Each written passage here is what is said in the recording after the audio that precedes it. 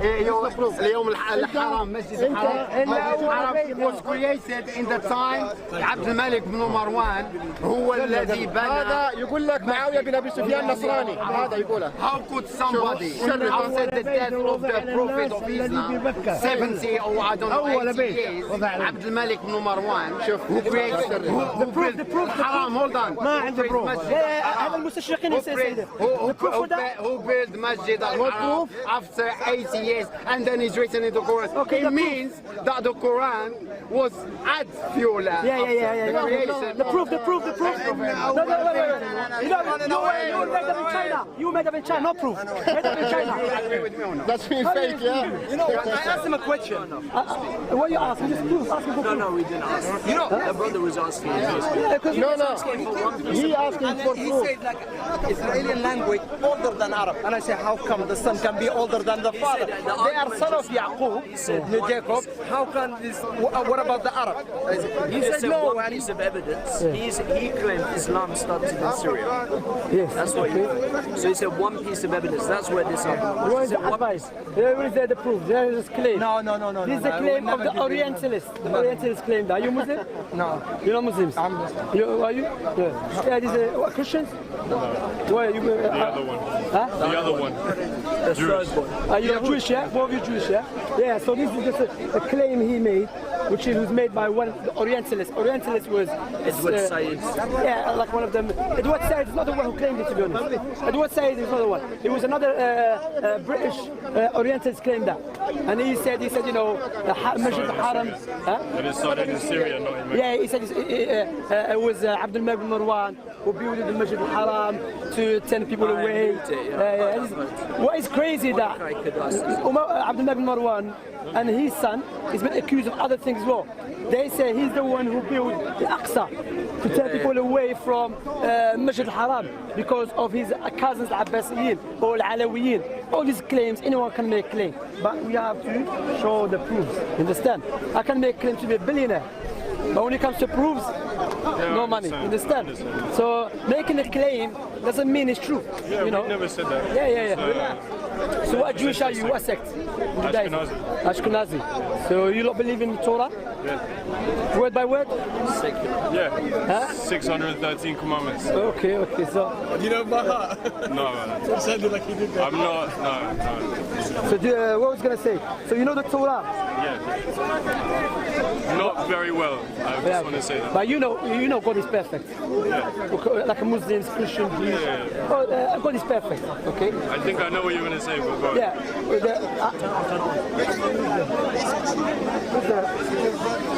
I don't know what says it on here. Is it on? Turn it on. Anyway, in the Bible, which is the Torah, likewise in Tanakh, he says God greatly regrets. Okay? And how can God regret? Yes, because regret. We've heard this argument before. Yeah, because regrets is deficiency in knowledge. Especially the context. The context said, I the Lord. It's all about. Yeah, even the context. And when you look in the Quran, it says in the Quran God has hands. Does he have physical hands? We believe God has hands, but not like our hands. But it says he has hands. No. So like it says he regrets, he doesn't regret in the human sense, he doesn't have hands in the human sense. No. We go, first of all, the context. Yeah. Like, you have a hand. Yeah. And the clock has a hand. Yeah. But your hand and the clock's hand is different. Yeah. And likewise, God's regret is different from Okay, human. but God's regret has been explained by God himself. Yeah, but it's different from human regret. Yeah, but he said, no, he said, I greatly regret for choosing Saul as a king. Why? Because Saul turned his back on me. So for God, why God regret? Because he never expected Saul to turn his back on him. That's why I regret. Because he didn't expect it. Because he regretted the decision made by Saul. No. I know the other argument is God rested. How can God No, rest? I'm not talking about resting. No, but that's another you missed the argument point. you're mentioning. No, I'm talking about God regretting his own decision, not Samuel, not Saul, his own decision. His decision for choosing Saul as a king. God regretting it. Yeah. But my argument is if God's unlimited, he can regret. Your argument would be regret is not an unlimited presence. You can't regret. It's efficiency, yeah. See, I would say you're limiting God. You're saying what he can and can't do. No, I'm not saying what. You've said explicitly, I'm the one that said, I think God's all powerful, he can do anything. You've said just now, God can't regret. No, I didn't say can. I didn't say can. I'm saying God. No. First of all, I'm saying God is perfect. Yeah. I didn't say can or cannot. I didn't say this term at all. Okay. But it is not possible to have a God who is perfect all the times and to be imperfect. Doesn't make any sense. I agree. Okay, so it has nothing to do with what God can or cannot. God can do everything the way befits His Majesty, because we believe God does action based not just pure will, based upon His will and wisdom, and intent. So I'm saying that I'm not trying to reject God. I'm saying God Himself told us is perfect, but in the Bible we read that He regrets He made His own decision, which is a sign of deficiency. In a humanistic sense. But even according to God. Yeah, but that's what God said. But you're looking at it from a humanistic sense. Why God regrets? Cannot know.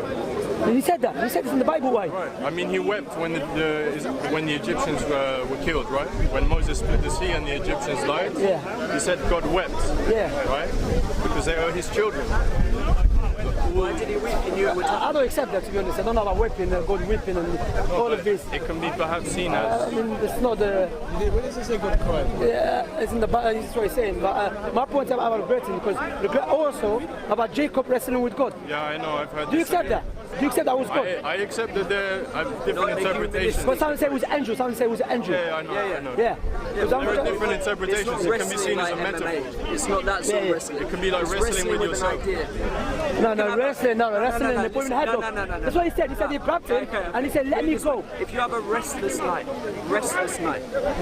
you wrestle with an idea or a concept, are you fighting with that concept? No, you're not. You're not physically fighting. That's an interpretation. There's a physical and then there's also metaphorical. No, but that's a big he gave a reference. But he hold him and he said, let me go. He said, I'm not going to let you go until you bless me. He said, what is your name? He said, my name is Jacob. He said, no more, your name is Jacob, your name is Israel. So he holds him. You can't hold ideas. You can hold an idea. You can hold it. You're holding your ideas physically. I'll tell you, let me go. Come on, man. This is... But maybe it's metaphorical. It's different. It's metaphorical. But you know, this metaphorical, if you open this chapter or this door, anything can happen. I'm not saying for sure that it's metaphorical. I'm saying that there are many interpretations and a metaphor is one of them. I'm not disputing that it can be physical, it cannot be physical. But I'm saying that metaphorical is possible. Okay, well, the Torah was given to Moses, correct? All of it? It was revealed. I don't know if it was revealed all at once. But There's different interpretations. That was given to Moses? Yeah. And you're going to mention about his... Moses.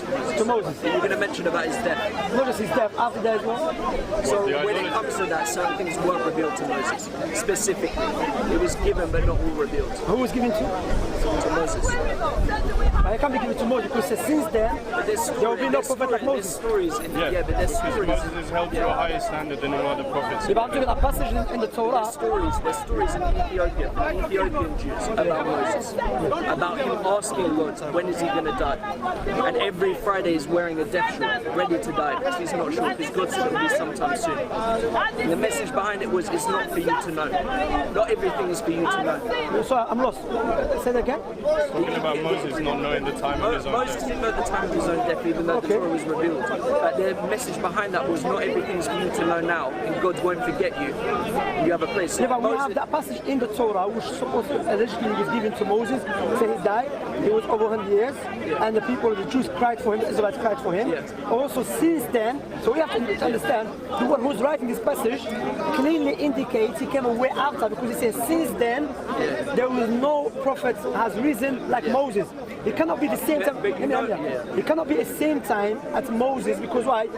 The fact that he's saying since then, there was no prophet, operation, you're going to have operation like a heart beating. Since then, there was no prophet has risen like Moses. That indicates a long time. Because as you're aware, that what language Moses spoke? Aramaic, Hebrew, Semitic. No one's sure. Because why? Well, when he was raised by Pharaoh, allegedly he could have spoken like the language of Egyptians back then. That's what I'm saying. Right? And the Torah that we have is in Hebrew. So the earliest Torah that we have is 1,000 years after Moses. So how can we be so sure what really Moses said, and how can we trust the translators of Moses' speech? You can't be sure 100% because it's human error, right? Human error is fallible. It's not perfect. It's not like God. It's not perfect. Yeah, but that's the point here is that as a Muslims we believe God is perfect. Yeah. That's when it comes to Quran. With Quran we have even people living our time. We have manuscripts even back to Prophet Muhammad's time, because you know Prophet Muhammad came way after Moses. Yeah. But one of the miracles of the Quran that was memorized and still in our time by 100 million of people, word for word, letter for letter. You go to Africa, Europe, since the time of Prophet Muhammad, even within the Quran, Allah taught us to memorize, to read it, memorize it, you know, and there's many virtues of reading the Quran, everything. So logic dictates why we're going to base upon our salvation upon something we're not sure about. That's a good point. I would say to that, the same exists within Judaism. There are rabbis and scholars who memorize the Torah. If they're writing a Torah scroll, if they get one vowel wrong, they have to scrap it and start again. Because it's believed to be so holy. Yeah. It's the word of God, right? So you cannot even touch the paper with the words on it. You have to use like a pointer, which means like a hand, to touch it because it's too holy. But there's similarities there with the Quran, right? Like you can't turn your back on it, you can't like naked in front of it. Like, but I'm saying this is happening now, but I'm talking about Moses' time, there's 1,000-year gap. Yeah, and we know that in the Torah, the Israelites many times have been cursed by God, and God told them that you change the teaching of Moses, you change the teaching of God. So how can we trust generations that have been cursed many times? This is the story of the Torah, right? It's not a story of victories, it's a story of defeat. Because you're right to say that they were cursed many times. The story that the main theme is not about victory, it's about redemption. It's about making a mistake and asking God's forgiveness and seeking atonement. No, my point is, what's your name? Zachary. Nice to meet you. My name is Shams Zachary. Yeah? What's your name? Tom. Nice to meet you, Tom. My point here is, Zachary, that imagine that between me and Prophet Muhammad, there is generations that the Quran came through. Yeah. In the Quran, tell me they are cursed, liars, deceivers, they're pagan worshippers. Logic dictates, how can I believe those people never change what is in the Torah? Even Jeremiah says, how can you claim that you are wise when the pen of the scribes have changed it? Yeah. We were talking about this earlier.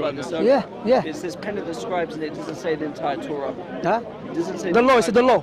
It says specifically the scribes. Certain scribes for money. Change the law, The law, It says certain scribes. It doesn't say every scribe. Yeah, but I'm saying, how can we be sure that the Torah, which is Jeremiah was talking about, is not the Torah that you have? Because when we look at the Torah, we can see in Ethiopia, for instance, the Jews were completely disconnected from the Ashkenazi, the Mizrahim, the Sephardim, the diaspora. They were separate. They were such an ancient Jewish people. They didn't have the same holidays as us. They had no idea about Hanukkah, for instance. Okay. It happened after them. So when they found out about Hanukkah, they had no reference because that was at the time of the Greeks. Okay. So to them, they were like, we don't know about that. That's more ancient. But their Torah is the same as the Dead Sea Scrolls. Their Torah is the same as the Torah that the Ashkenazi Jews have. But Dead Sea Scroll, there's many contradictions in it.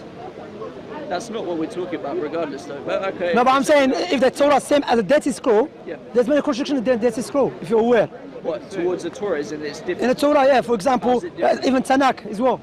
What they're different. The difference, for example, how many horses that David had, and how old was the king, Ahab, another king? How old was he when he started? Was 22 or 42? There's many.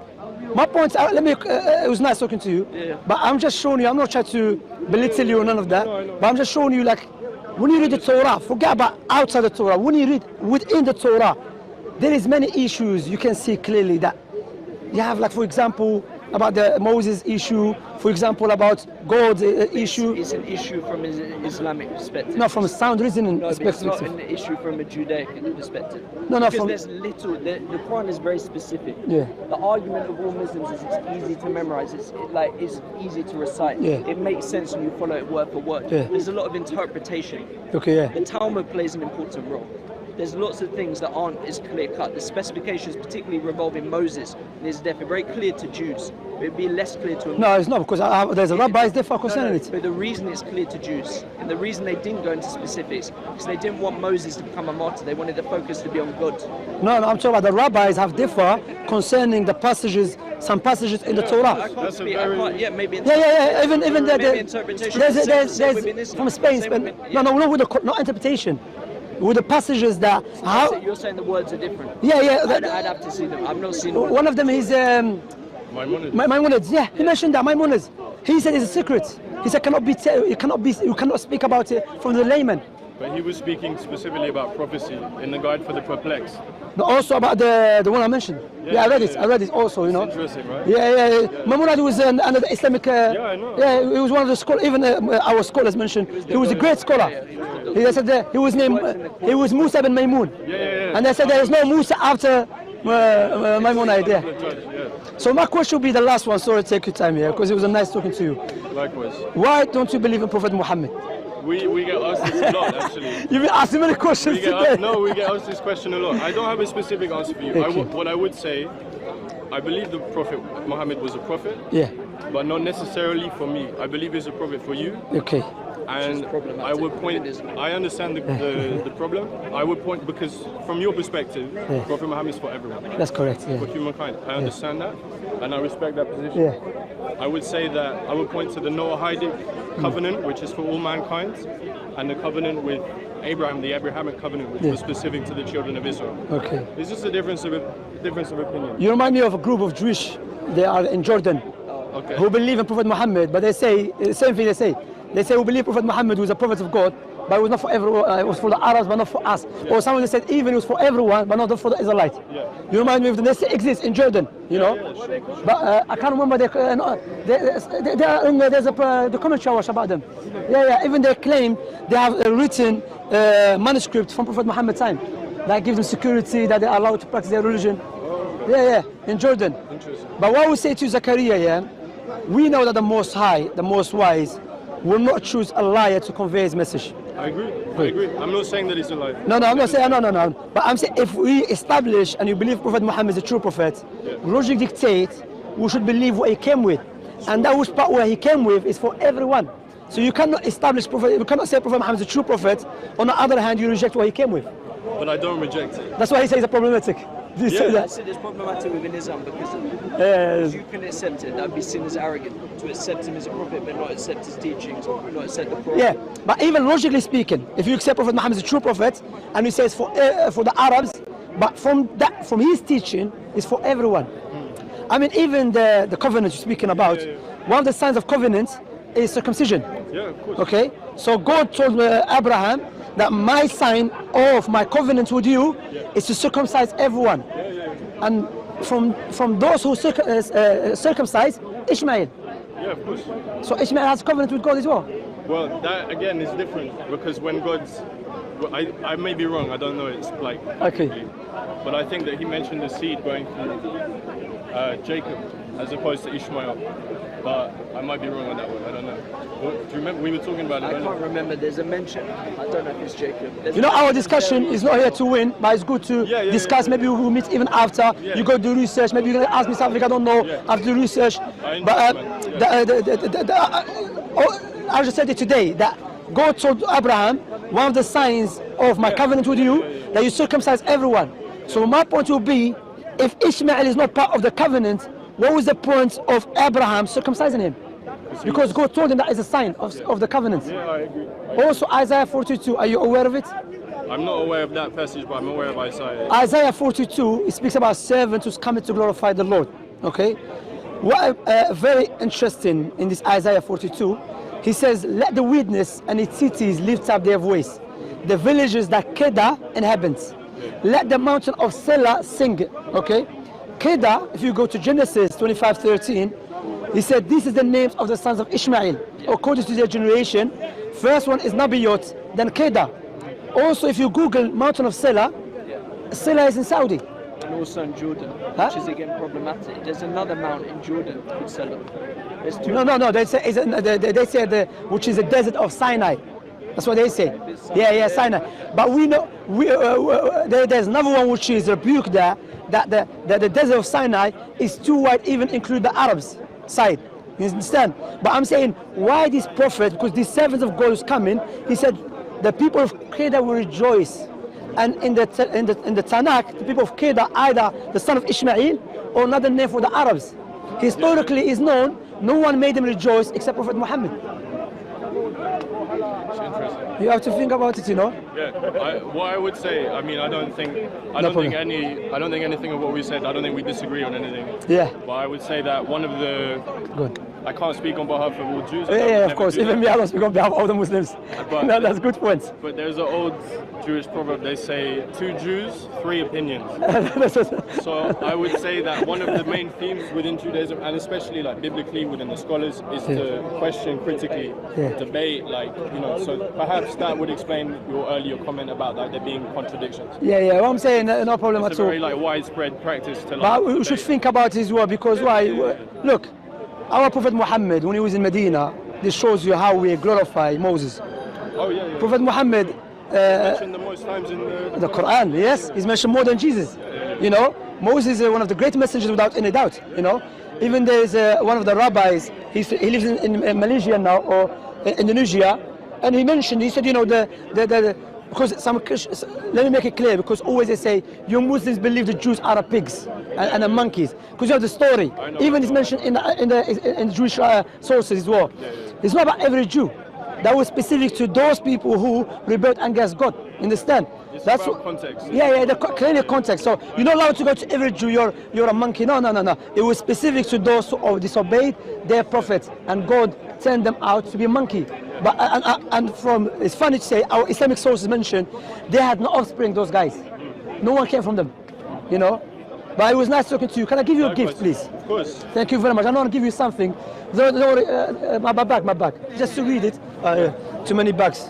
Zakaria, just read it. You know. Yeah. It's not gonna make you Muslim, but just read it. I always keep an open mind. That's good. Here. This is Islam. It's a nice one to read. All right. Can I give you one, please? Thank you very much. It was a pleasure talking to you. Thank you very much. Zakaria, take care, bro. Say a nice one, man. See you soon. We're cousins, innit? Exactly. Brothers of the book. Huh? Take care, yeah? Look after yourself. Thank you very much.